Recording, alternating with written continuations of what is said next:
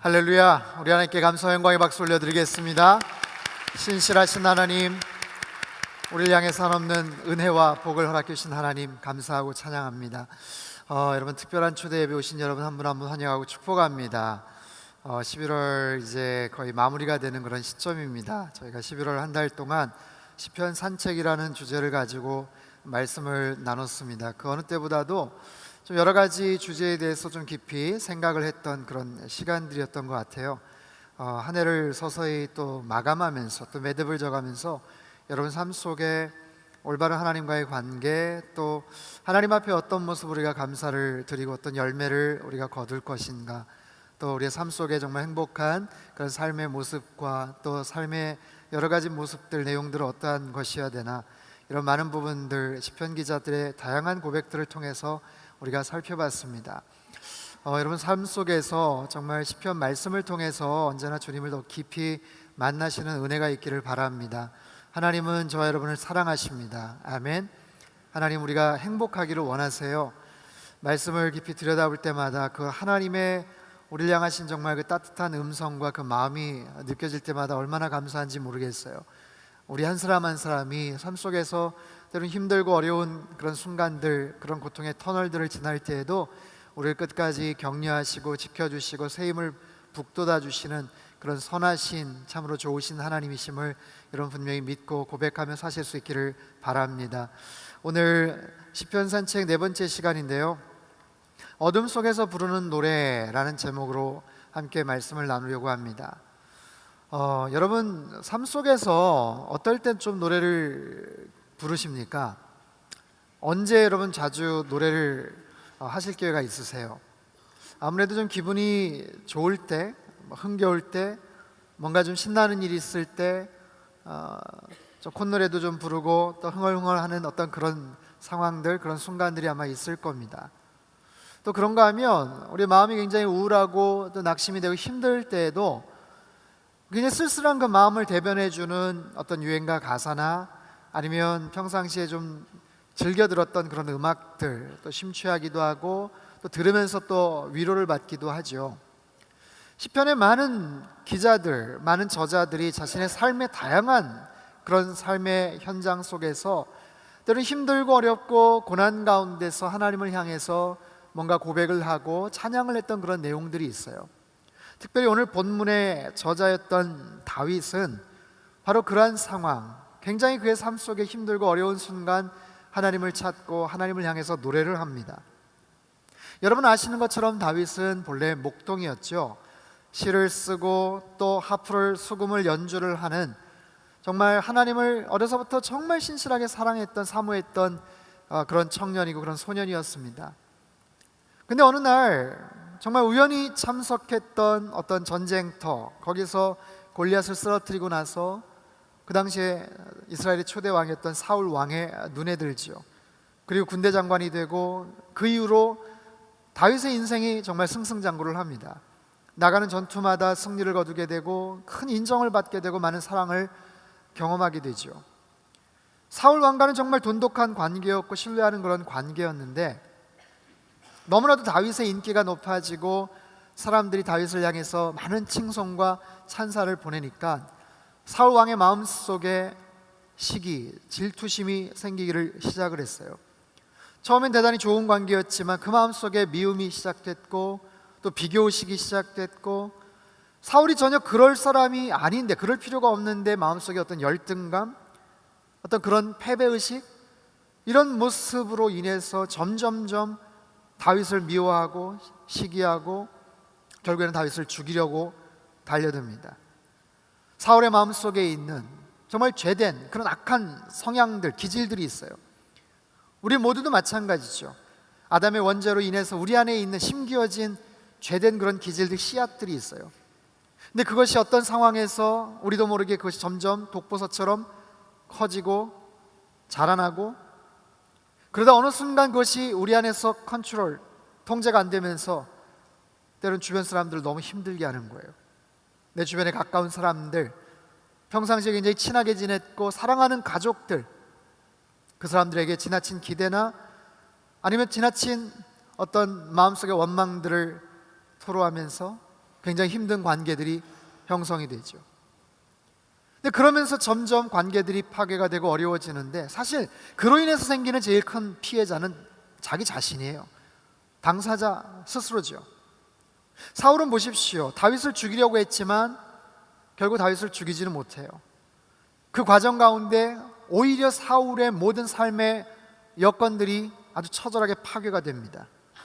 사울은 이스라엘의 최고의 왕이었어요. 초대 왕이었습니다. 하나님께서 크게 정말 기대를 하시고 기름 부어 세워주셨던 왕이었습니다. 모든 것을 다 갖췄던 그런 사람이죠. 최고의 자리에 있었지만 그의 마음속에 있는 그 죄성과 미움이 통제가 되지를 않자 서서히, 그리고 아주 비참하게 몰락해 갑니다. 다윗을 견제하고 미워하는 이유가 사랑하는 아들 요나단에게 자신의 왕위를 넘겨줘야 된다라는 이유였어요. 그리고 자기의 그 왕권을 자기 아들이 물려받아야 된다, 그렇게 생각은 했지만 사실 사울이요, 아주 심하게 광분할 때는, 자기 스스로가 제어가 안 될 때는 오히려 옆에서 만류하는 아들 요나단을 향해서 창을 던지기까지 해요. 여러분, 이것이 인간의 약함이고 인간의 악함입니다. 우리 주변에서도 이런 악한 모습들, 그런 죄와 악한 결과들을, 가슴 아픈 모습들을 많이 보죠. 여러분, 미국 내에서는 끊임없이 총기 사고가 벌어져요.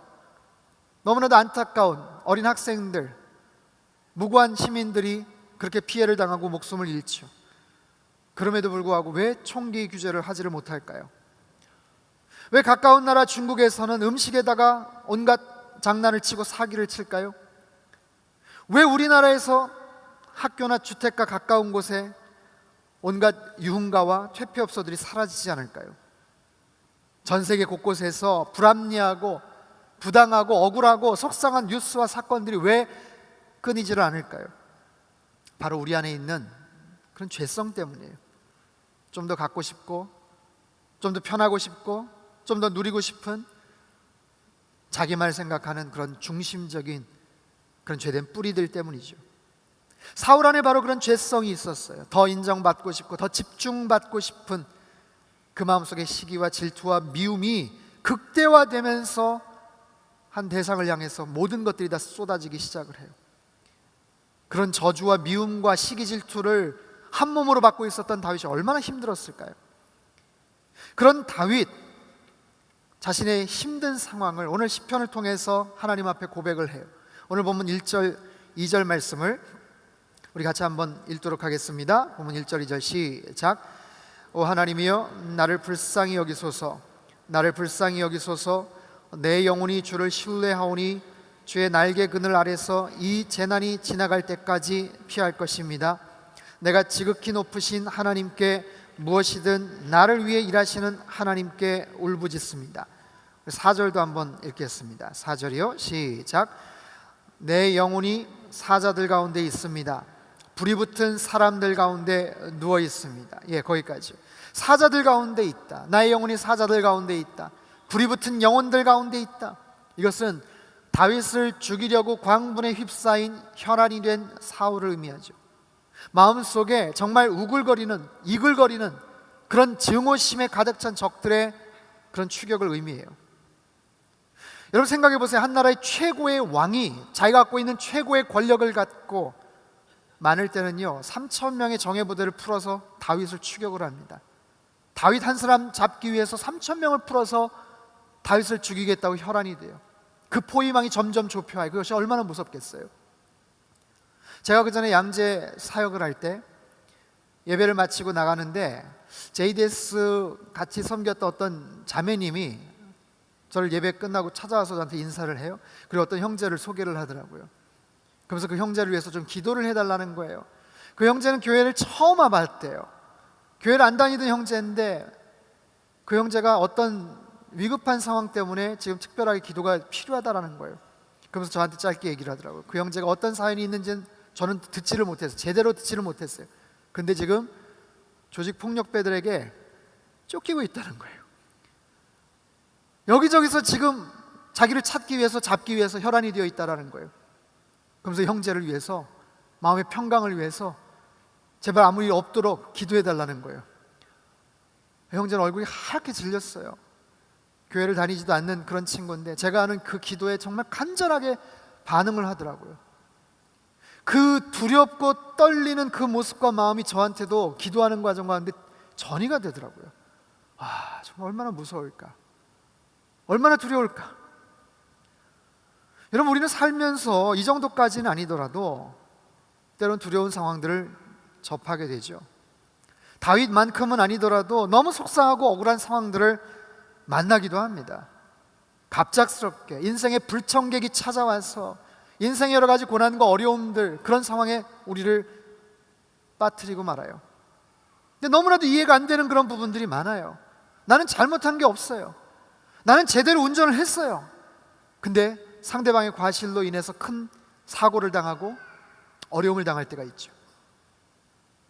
갑작스럽게 병원에 가서 진찰을 받았는데 너무나도 청천벽력 같은 그런 통고를 받을 때가 있어요. 갑작스럽게 어려움이 생겨서 비즈니스에 큰 고통을 당하기도 합니다. 열심히 최선을 다해서 직장 생활을 했는데 어느 날 갑자기 해고 통지를 받기도 해요. 자녀를 위해서 아이들 열심히 키웠는데 그 아이가 학교에서 왕따를 당하고 적응을 하지 못한대요. 얼마나 속상해요. 나는 열심히 살았는데, 최선을 다해 성실하게 살았는데, 애를 썼는데, 내가 특별히 잘못한 것도 없는데 왜 이런 일들이 벌어지는지. 이런 힘들고 어려운 순간들, 어쩌면 오늘 본문의 다윗처럼 인생의 정말 캄캄한 밤과 같은 시간들을 보낼 때 우리는 어떻게 그 문제들을 해결해야 될까요? 어떤 반응과 태도를 우리는 보여야 될까요? 다윗은요, 먼저 하나님을 찾습니다. 하나님, 나를 불쌍히 여기십시오. 하나님, 저를 불쌍히 여겨주십시오. 저는 하나님을 신뢰합니다. 하나님께 울부짖습니다. 1절에서 이렇게 얘기하죠. 나를 위해 일하시는 하나님을 저는 믿습니다. 그 하나님께 기도하고 찬양합니다. 여러분, 다윗은요, 거의 10년 가까운 세월을 사울의 추격을 피해서 도망 다녔다라고 얘기를 해요. 근데 어쩌면 아마 오늘 본문의 이야기는 가장 위험한 그런 상황이 아닐까 싶어요. 왜냐하면 여러분, 성경을 가만히 보면요, 그 앞에 표제어가 있어요. 그리고 이 시가 어느 상황에 쓰여졌는지를 소개를 하는데 이렇게 기록이 됩니다. 사울을 피해 동굴에 있을 때 쓴 시다라고 얘기를 해요. 사울을 피해서 동굴에 숨어 있을 때 썼던 시였다라는 거예요. 가장 위험하고 절박한 순간 다윗은 하나님을 찾습니다. 하나님께 울부짖고 통곡을 합니다. 하나님, 나 너무나도 억울하고 속상해요. 왜 이 어려움이 도대체 끝나지 않는 거죠? 힘들고 어려운 순간, 하지만 다행히도 다윗은 하나님을 찾았어요. 하나님에 대한 신뢰, 믿음이 있었다는 거죠. 사랑하는 성도 여러분, 여러분, 힘들고 어려운 순간 여러분은 누구를 찾습니까? 누구에게 의지하십니까? 제가 우리 아이들을 보니까요, 우리 아이들이 힘들거나 어려운 일이 생기면 무조건 엄마를 찾더라고요. 엄마, 무조건 엄마를 불러요. 우리 막내도 화장실에서 씻다가, 숙제하다가, 밥 먹다가, 놀다가, 아무튼 문제가 생기면 엄마, 언제나 엄마. 큰애, 둘째도 요즘 사춘기 되면서 고민도 많아지고, 아무튼 그러는데 엄마를 찾아요. 늘 엄마를 찾아요. 가끔가다 아빠를 찾기도 합니다. 언제 찾을까요? 용돈 떨어질 때 찾죠. 용돈 떨어질 때. 아빠, 용돈 주세요. 또 아빠를 찾을 때도 있어요. 아무리 엄마를 불러도 엄마가 대답을 안 하시거나 집에 안 계실 때, 엄마가 반응이 없으면, 외출하시면, 그럼 그제서야 이제 아빠를 찾죠. 어쨌든 우리는 살아가면서 이처럼 힘들고 어려울 때 부모님을 찾고 엄마 아빠를 찾아죠. 근데 세월이 지나고 나이를 먹으면서 도움을 받던 그 부모님이 이제 연세가 드시고 오히려 장성한 자녀들이 오히려 부모님들을 도와드려야 될 때가 생겨요. 힘들 때, 어둠이 찾아올 때, 여러분 정작 누구를 의지하십니까? 여러분, 핸드폰에 연락할 수 있는 번호가 몇 명 정도 저장되어 있으세요? 한 몇 개의 전화번호가 여러분 저장되어 있으십니까? 근데 그 번호 중에, 그 많은 사람들 중에 여러분 정말 힘들고 어려울 때, 속상하고 절실한 도움이 필요할 때 마음 편하게 연락할 수 있는 사람 한 몇 명 정도나 되세요? 여러분 정말 힘들 때 무엇을 찾습니까? 누구를 찾습니까? 때로는 친구를 찾고 고민을 나누고 세상 속에서 술도 마시고 세상의 쾌락으로 잊어보려고 하지만 큰 도움이 되질 않아요. 여러분 분명한 것은요, 사람은 의지할 대상이 못 되더라고요. 사랑하지 않아서가 아니에요. 능력 때문에 그래요. 능력 때문에. 그 사람도 바빠요. 네. 그 사람도 힘들다고요. 그 사람도 약한 거예요. 도와줄 수 있는 한계가 있어요. 자, 이처럼 우리의 삶이 어렵고 고난이 찾아오고 오늘 설교 제목처럼 어두움 가운데 있을 때 우리 누구를 의지해야 되는가? 다윗처럼 하나님을 의지해야 돼요. 하나님을. 나를 위해서 언제나 일하시는 하나님, 내가 주의 날개 그늘 아래 피하겠습니다. 주님을 의지합니다. 신뢰합니다. 자신의 억울함, 속상함 금방 가시지도 않고 왜 이 어려움과 고난이 사라지지 않을까? 마음속에 원망과 속상함도 있겠지만 그럼에도 불구하고 끝까지 하나님을 믿고 신뢰하더라고요. 사랑하는 여러분, 정말로 힘들고 어려운데 의지할 대상이 없다는 것은 참 슬픈 일이에요. 정말로 힘들고 절박한 상황이 있는데 도움을 청할 수 있는 누군가가 없다는 건 너무나도 서글픈 일입니다. 그런데요, 살다 보면 이처럼 힘들고 어려운 일들이 생각보다 자주 있어요. 그리고 굉장히 결정적인 상황 가운데서 마주치게 되더라고요. 때로는 몸이 이상이 와서 중환자실에 이제 수술을 받으러 들어가야 돼요. 전신 맞추려고 수술을 받으러 들어가야 되는데 그 마지막 순간 여러분 누구를 의지하시겠습니까? 얼마 전 수능이 있었죠. 마지막으로 그 아이를, 사랑하는 그 자녀를 최선을 다해서 아침밥을 먹이고 도시락을 싸보내고 그리고 시험장 끝까지, 그 교문 앞까지 가지만 그 이상 들어갈 수 없는 그 부모님, 그 아이가 시험 볼 때 그 허전하고 그 불안한 마음, 그 부모님 도대체 누구에게 의지하고 기도를 해야 될까요? 가까운 지인, 아니 사랑하는 부모님이 임종을 지금 앞두고 계시는데 그 부모님의 그 마지막 영혼을 누구에게 의지하고 의탁하고 기도해야 되겠어요? 삶 속에 중요한 갈림길이 있어요. 너무나도 중요한 선택이 있어요. 회사의 문제, 직장의 문제로 고민을 할 때 여러분 마지막으로 누구를 찾아가시겠습니까? 최종적으로 누구의 아이디어를, 조언을 듣고 판단하시겠어요? 아니, 언젠가 우리 모두가, 우리의 영혼이 하나님의 심판대 앞에 설 때가 있는데 우리의 모든 죄와 행실을 가지고 판단하시겠다고 하실 때 누구의 이름을 의지하시겠습니까? 여러분, 힘들고 어려울 때, 인생의 어두움이 찾아올 때 살아계신 하나님을 온전히 의지하실 수 있기를 바랍니다. 그 하나님을 더욱더 신뢰하세요. 간구하세요. 고백하세요. 그 하나님이 모른다고 하지 않으세요. 나는 힘이 없어, 나는 글쎄 너 도와주고 싶지만 내 마음이 그냥 그닥 그렇지 않아, 그러지 않으시고요, 너무나도 자신 있게 우리에게 아름다운 생명의 약속을 해주시더라고요. 이사야 41장 10절 말씀, 많은 분들이 좋아하는 성경 구절이죠. 우리 한번 같이 자막을 통해서 읽어볼까요? 같이 큰 소리로 또박또박 읽겠습니다. 시작. 그러니 두려워하지 마라. 내가 너와 함께 있다. 걱정하지 마라. 나는 내 하나님이다. 내가 너를 강하게 하고 너를 도와주겠다. 내 의로운 오른손으로 너를 붙들어 주겠다. 아멘. 이사야 46장 3절 4절 말씀도 있습니다. 같이 한번 읽죠. 시작. 너희가 잉태됐을 때부터 내가 너희의 편이 돼 주었고 너희가 태어날 때부터 내 품에 안아 주었다. 너희가 늙어도 나는 여전히 너를 품에 안고 너희가 백발이 돼도 여전히 너희 편을 들어주겠다. 내가 만들었고 내가 감당하겠다. 내가 편을 들어주고 내가 구해내겠다. 아멘. 요한복음 14장 27절 말씀입니다.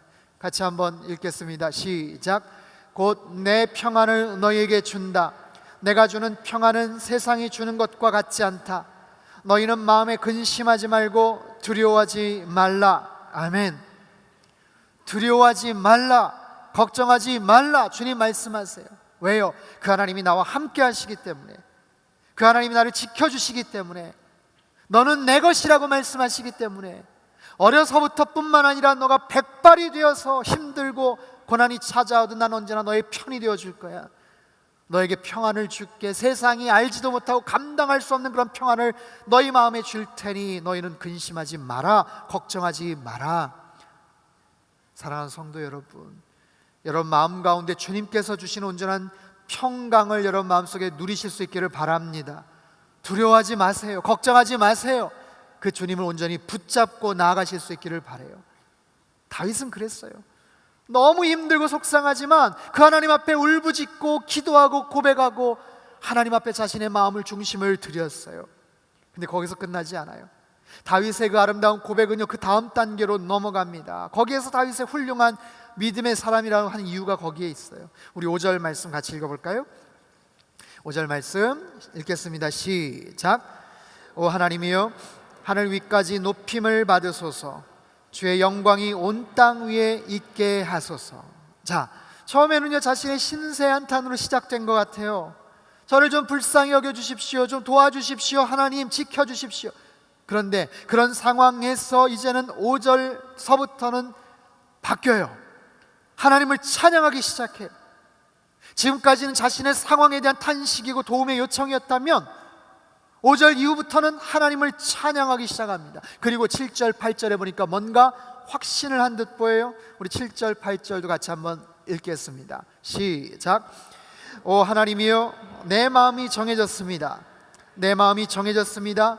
내가 내 마음을 다해 노래하고 찬양하겠습니다. 내 영혼아 깨어라, 하프와 수금아 깨어라, 내가 새벽을 깨우리라. 아멘. 내 마음이 정해졌습니다. 확정되었습니다. 이것은요 고정되었다는 뜻이에요.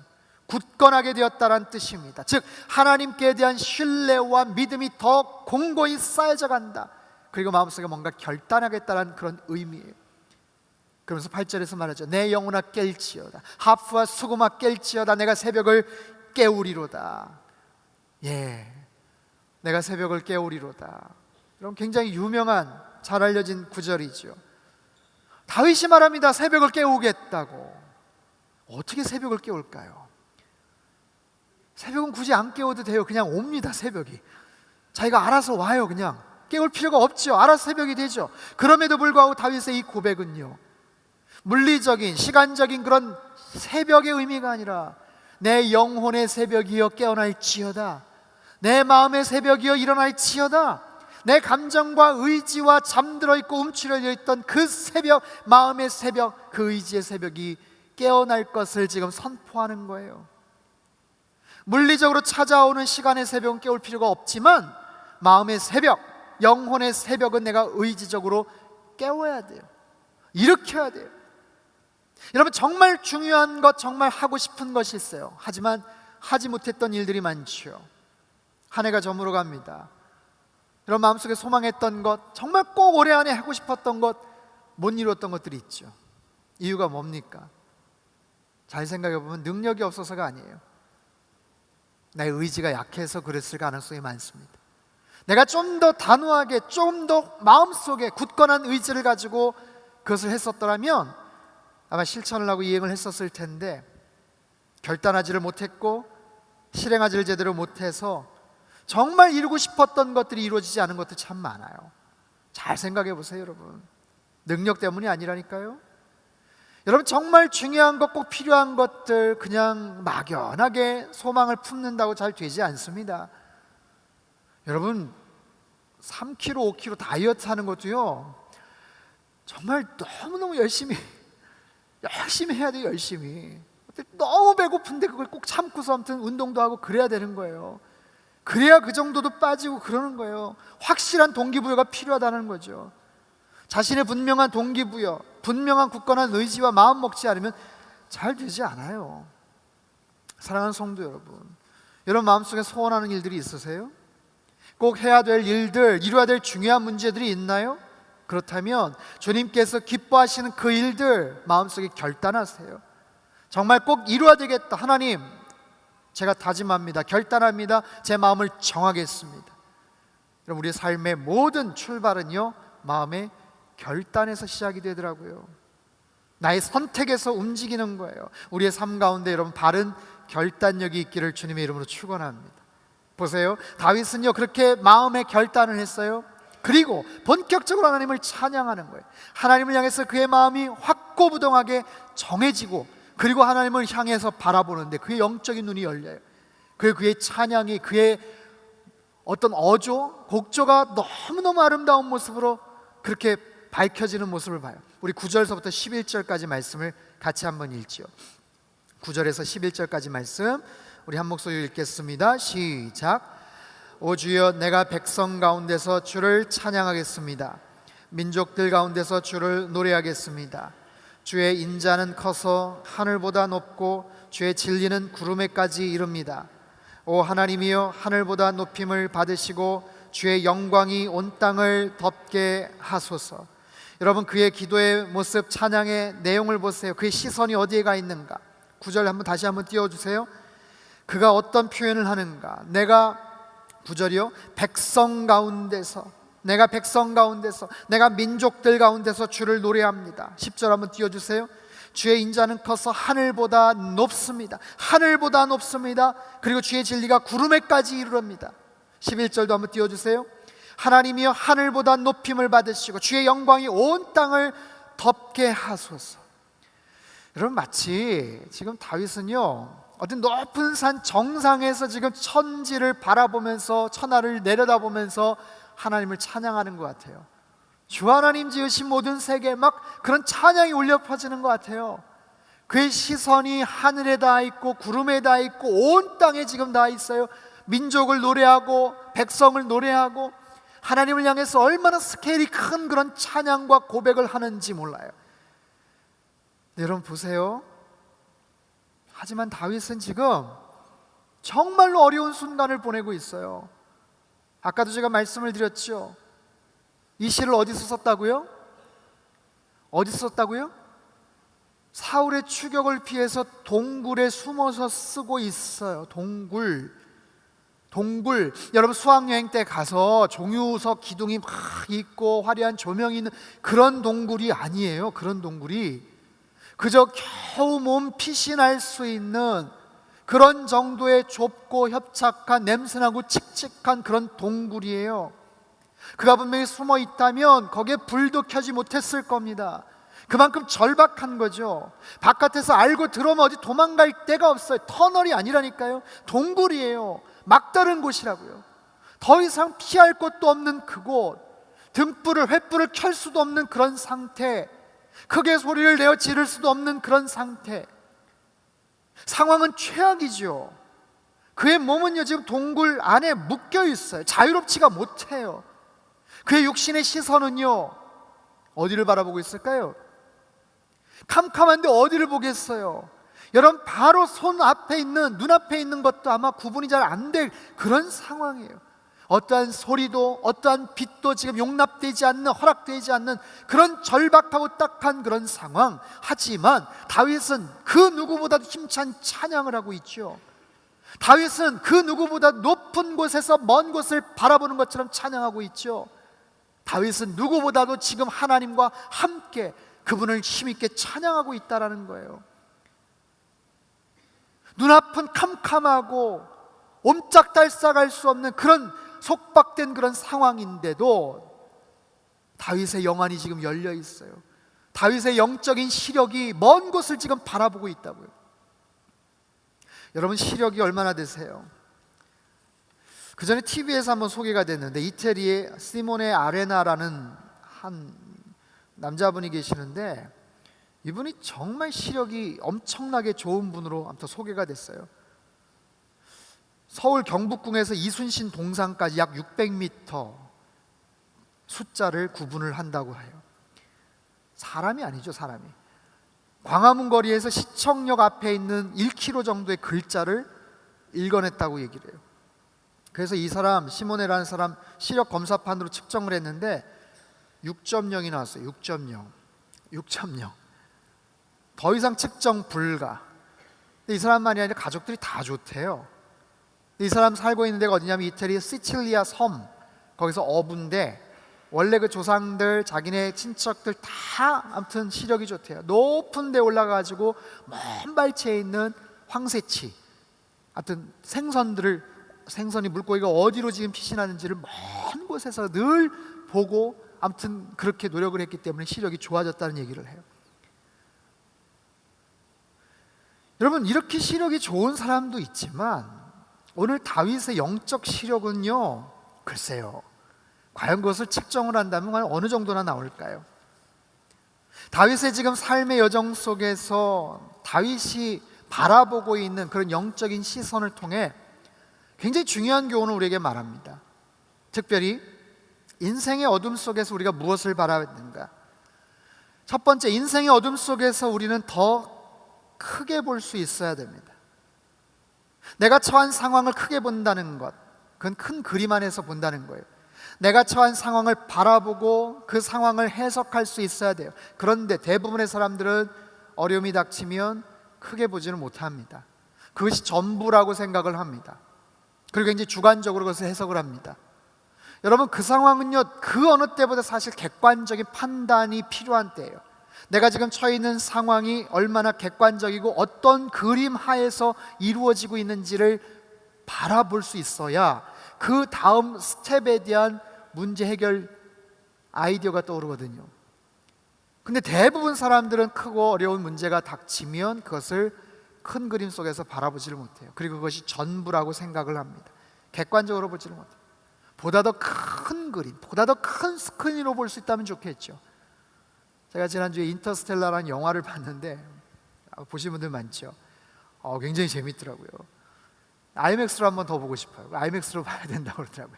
뭐 선전하는 건 아닙니다. 근데 그 감독이 한 1시간 정도 분량을 IMAX 그 필름으로 찍었다고 하죠. 그렇기 때문에 그냥 일반 그 극장에서 보면 IMAX로 찍었던 게 그만큼 잘려서 아무튼 본다고 그러더라고요. 아무튼 더 큰 그림으로 뭔가를 봐야 더 좋은 그런 상황이 있는 거예요.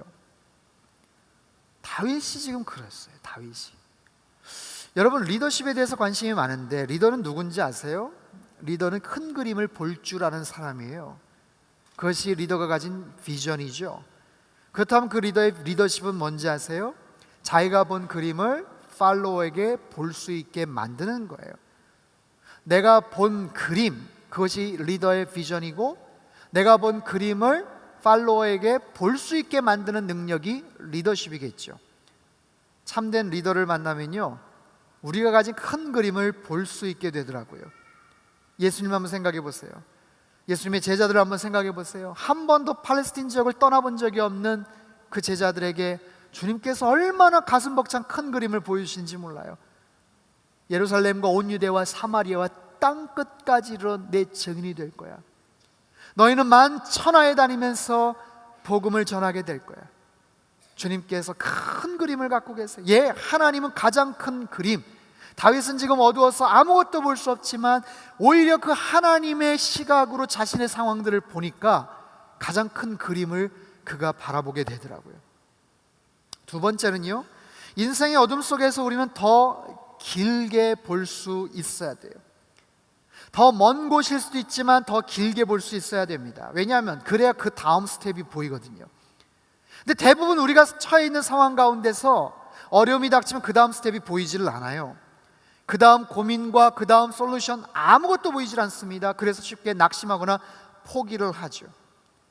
최근에 일본에서 자살 방지를 위한 홍보 영상이 하나 있었어요.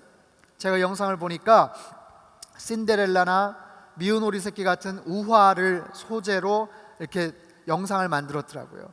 처음에는 고생을 하는 거예요. 신데렐라가 고생을 하는 거예요. 속상한 일이 계속해서 벌어지는 거예요. 자기가 오리라고 생각해서 낙심을 하는 거예요.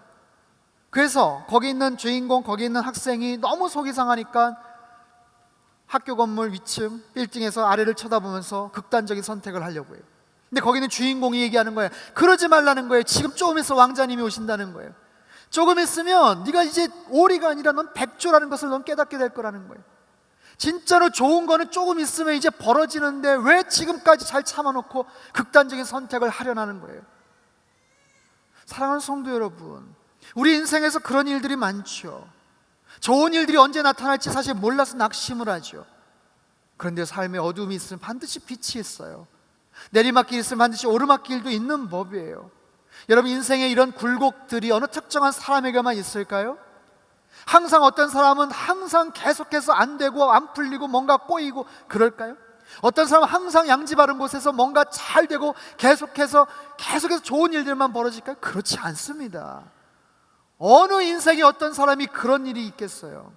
그렇게 보일 뿐이에요. 그리고 그런 순간만 우리가 어떻게 보면 만나서 포착을 했기 때문에 느껴지는 거죠. 기업의 최고 CEO도요, 얼마나 힘든 일들, 낙심되는 일들이 있겠어요. 한 나라의 대통령, 미국의 대통령조차도 너무나도 힘들고 어려운 문제 때문에 고민하는 그런 모습들도 있지요.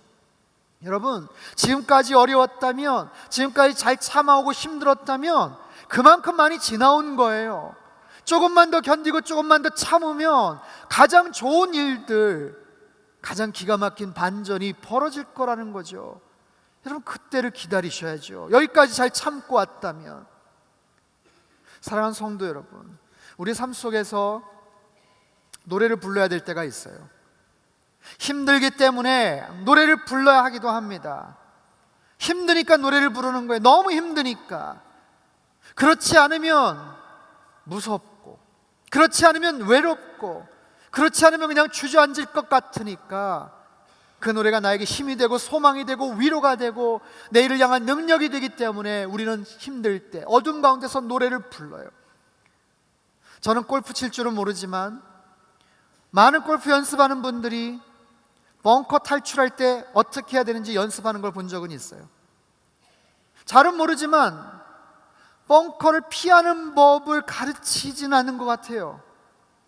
오히려 벙커에 빠졌을 때 그것을 어떻게 탈출해야 되는지는 오히려 가르치고 열심히 연습하고 배우더라고요. 무슨 얘기인가?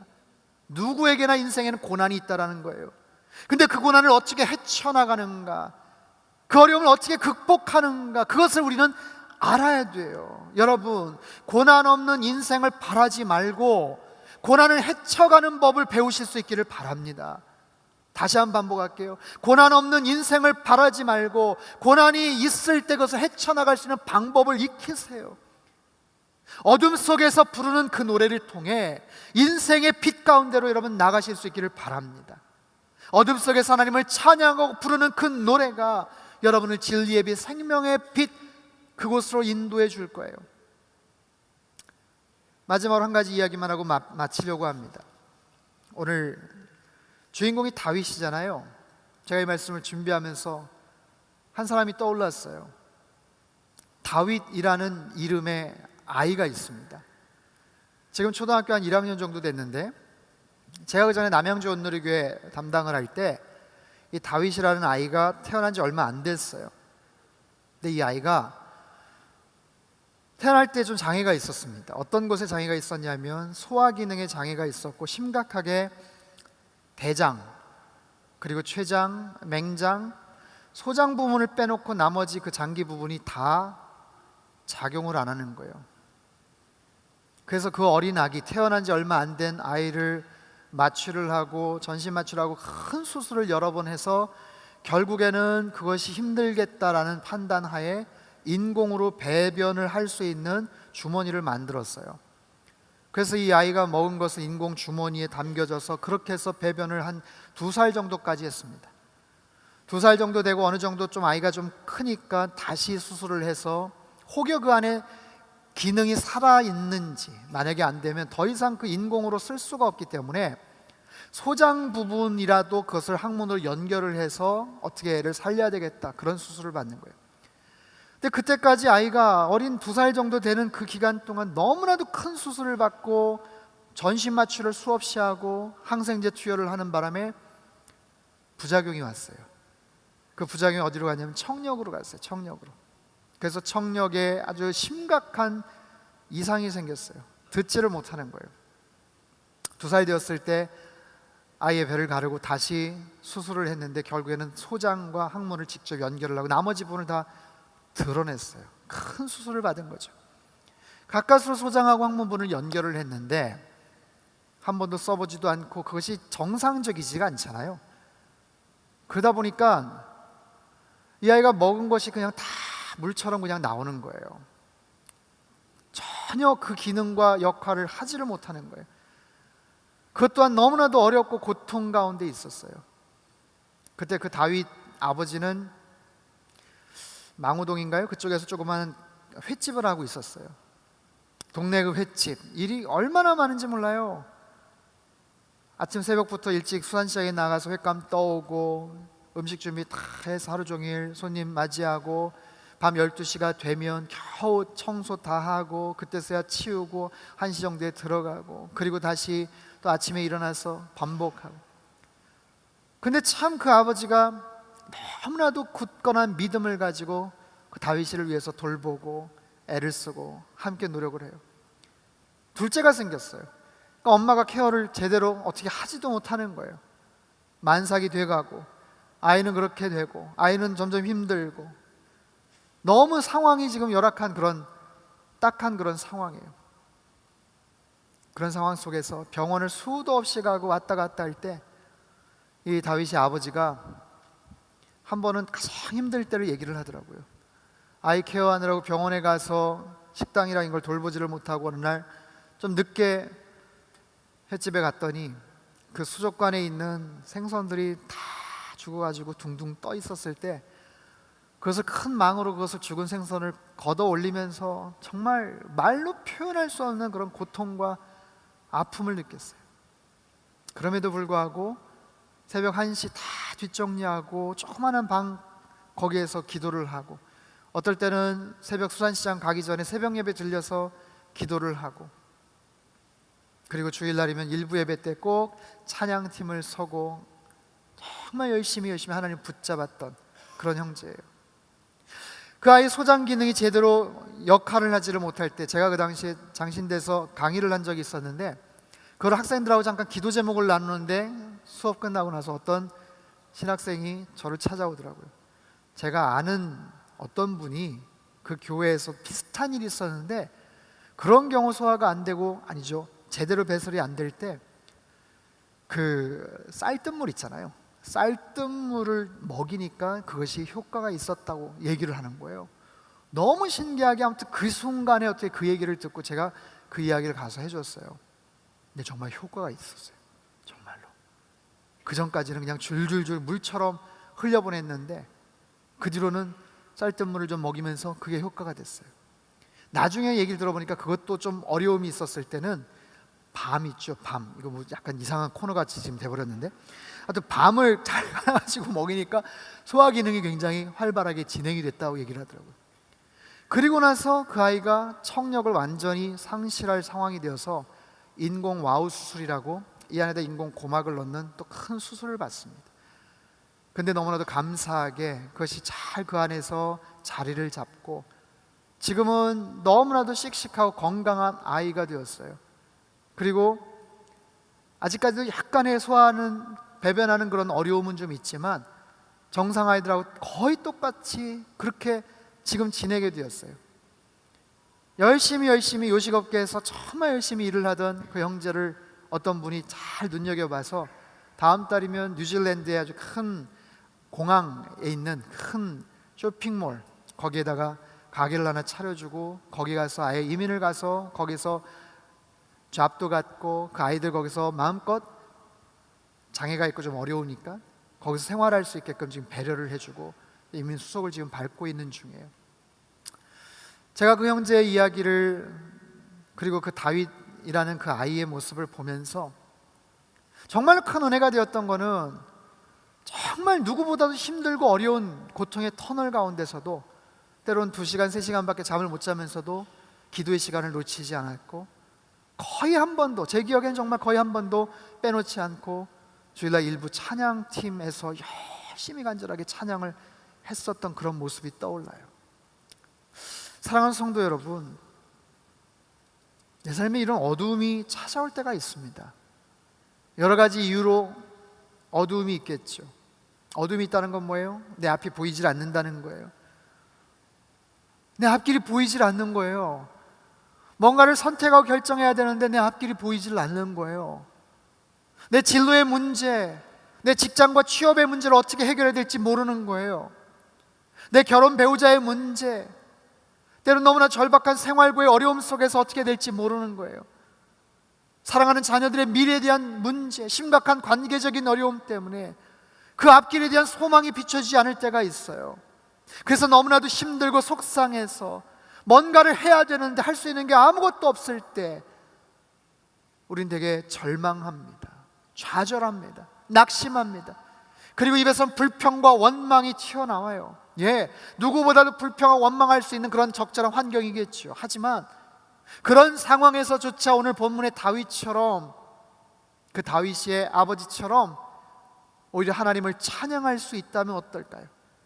오히려 그 하나님 앞에, 주님, 제 지금 육신의 눈은 가려졌어요. 제 상황 꽉 막혀 있어요. 하지만 저의 영의 눈을 떠서 하나님께서 바라보신 큰 그림을 보기를 원해요. 제 그 다음 스텝에 대해서 주님 가르쳐 주시기를 원해요. 제 마음이 확정되었습니다. 제가 제 마음의 영혼, 제 영혼의 새벽을 깨우겠습니다. 제가 만민 중에 주님을 찬양하겠습니다. 만약에 이런 모습으로 주님을 찬양할 수 있다면 여러분, 그 어느 때보다도 그 찬양은 아름다운 찬양이 될 거고 가장 농도 짙은 믿음의 고백이 될 줄 믿어요. 그리고 여러분을 빛나게 할 겁니다. 그 찬양은 여러분을 빛나게 할 거예요. 그리고 그 찬양은 여러분에게 놀라운 새로운 능력이 될 겁니다. 새로운 삶의 소망과 비전을 바라보면서 사랑하는 성도 여러분, 어둠 속에서 노래를 부르십시오. 찬양을 부르십시오. 여러분, 마음을 정하십시오.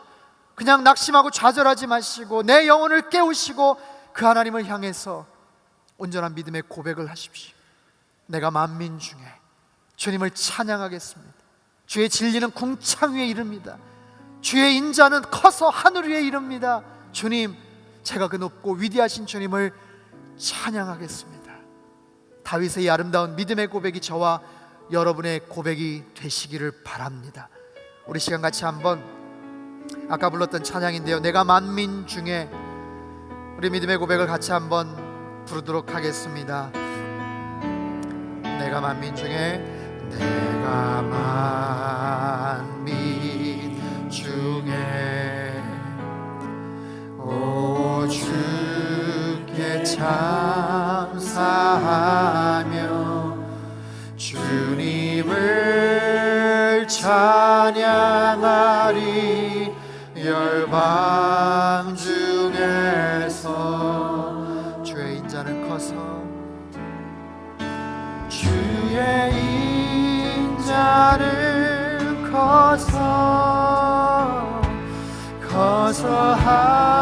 하늘에 미치고 주의 진리는 넓은 문창에 이르나니.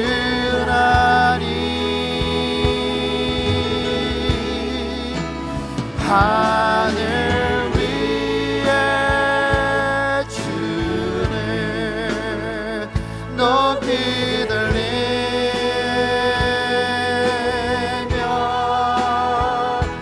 주의 영광을 온 세계 위에.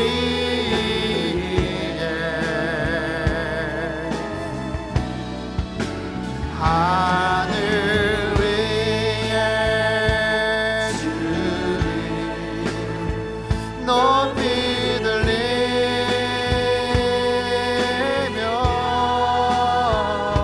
주의 영광을 온 세계 위. 다시 한번 고백합시다. 하늘 위에 주는, 하늘 위에 주님 높이 들리며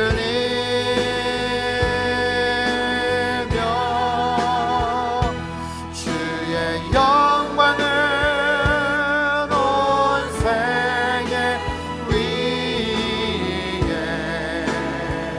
하늘 위에 주는, 하늘 위에 주님 높이 들리며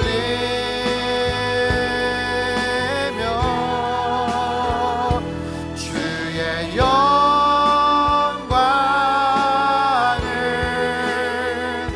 주의 영광을